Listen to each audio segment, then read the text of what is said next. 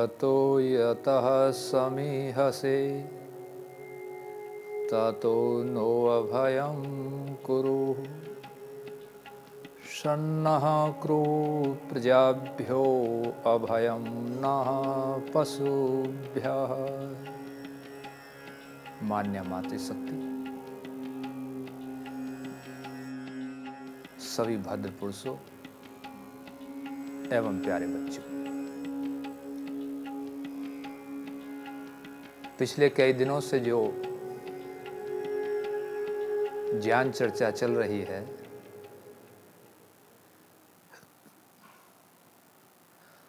उसमें हमने देव यज्ञ को लिया हुआ है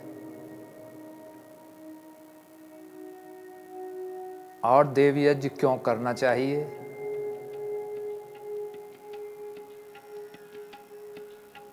कैसे करना चाहिए, इन बातों पर अपने प्रवचन के माध्यम से बताया था कि यज्ञ दो तरीके से होता है। एक तो वो जो केवल बाहरी यज्ञ करते हैं, जो केवल पर्यावरण शोधन के लिए ही काम आता है, लेकिन जिसके माध्यम से हमारी आत्म शुद्धि हो, आत्मज्ञान तीव्र हो, उसके लिए आंतरिक यज्ञ भी करना आवश्यक है। पीछे मैं चर्चा कर चुका हूं कि भौतिक अर्थात बाहरी यज्ञ क्या होता है, आंतरिक अर्थात आध्यात्मिक यज्ञ क्या होता है। पीछे हमने चर्चा की थी कि कैसे करना चाहिए, जिसके माध्यम से हम आंतरिक यज्ञ को भी बाहरी यज्ञ के समानांतर कर सकते हैं। महर्षि यास्क लिखते हैं कि हे दुनिया के लोगों, यदि आप केवल स्वाहा के अर्थों पर ही चिंतन करें और अपने जीवन में उनका व्यवहार करें, तो निश्चित रूप से आत्मज्ञान के साथ साथ आप सभी पुरुषार्थों को प्राप्त कर जाओगे। महर्षि यास्क के अनुसार मैंने पिछले एपिसोड में स्वाहा पर चर्चा आरंभ की थी और स्वाहा का अर्थ बताया था सु आह इति वा, अर्थात हम अपनी वाणी से मधुर बोलें, ये संकल्प लेना चाहिए जब हम स्वाहा की आहुति देते हैं। इसी के साथ साथ दूसरा अर्थ आपके दिमाग में आ जाना चाहिए जो मैं आज प्रारंभ कर रहा हूं। महर्षि यास्क लिखते हैं सुखमयम आह इति वा, अर्थात पवित्र आत्माओं, मैं केवल मीठा ही ना बोलूं, बल्कि वो सुखकारी भी हो, अर्थात सामने वाले को सुख देने वाला भी हो, ऐसा मैं बोलूं। उदाहरण के लिए मैं नाम तो नहीं लूंगा। एक मेरे मित्र हैं, मित्र की पत्नी सुंदर नहीं थी, हैं आज भी। उन्हें बड़ी गिलानी होती थी। मेरे मित्र गुस्से में भी रहते थे, अपने ससुराल वालों से बोलते तक नहीं आज भी। शादी को 40-50 साल हो गए होंगे। मैं एक दिन वहां बैठा हुआ था, किसी पार्टी में पत्नी को ले नहीं जाते, इसी पर थोड़ी सी चर्चा होने लगी। वो बुराई करने लगे। उनकी पत्नी तुरंत बोली कि भाई साहब मैं बहुत सौभाग्यशालिनी हूँ और मुझे इतने योग्य पति मिले हैं जो लेक्चरर रहे हैं कॉलेज में, रिटायर हो गए हैं, इतने योग्य पति मिले हैं मुझे। और मैं तो परमपिता परमात्मा से प्रार्थना करती हूँ कि परमपिता परमात्मा हर जन्म में मुझे ये ही मिले यदि मैं स्त्री जाति में जन्म लेती हूँ। पतिदेव तुरंत बोले कि बस आचार्य जी, इसकी जो मीठी वाणी है यही मुझे कायल कर देती है। आप समझ गए होंगे कि मीठी वाणी के कितने फायदे होते हैं। यदि उस समय उनकी पत्नी भी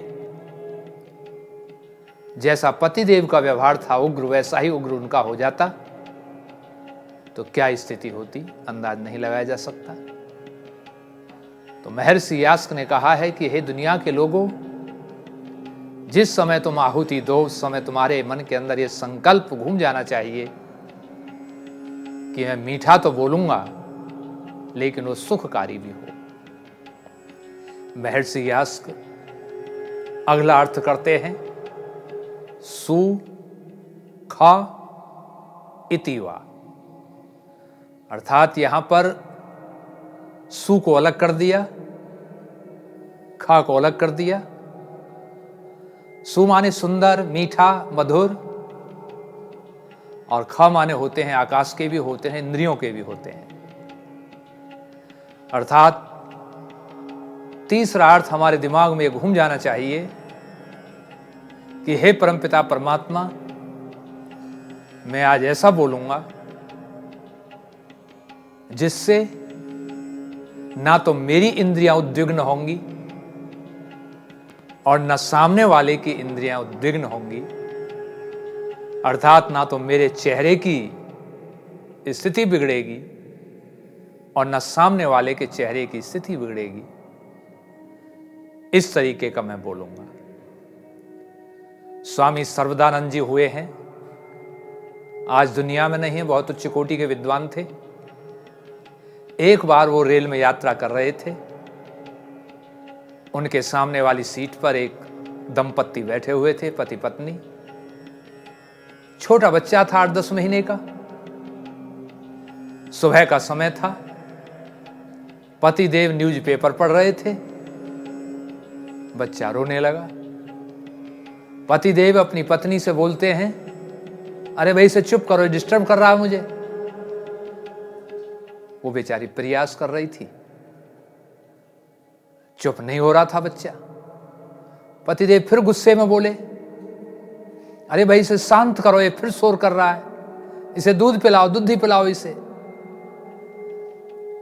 पत्नी प्रयास तो पहले से ही कर रही थी, लेकिन फिर पत्नी ने जवाब दिया कि तो पी नहीं रहा, रो ही रहा है, पी नहीं रहा।